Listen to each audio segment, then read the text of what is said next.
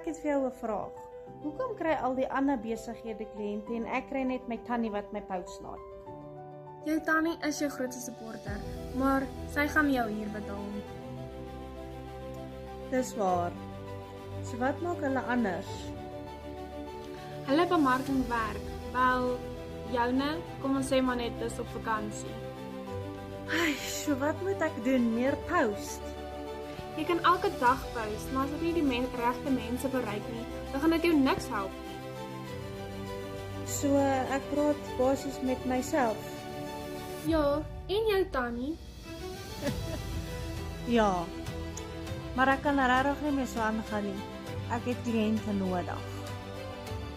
Dis hoekom ons hier is. Ons help jou om regte kliënte te kry en nie net likes nie. Dit klink goed. Beteken dit dan minder tannies en meer geld? Nou praat jy. As jy jou besigheid ernstig opvat, En jou bankrekening. kontak ons vandag.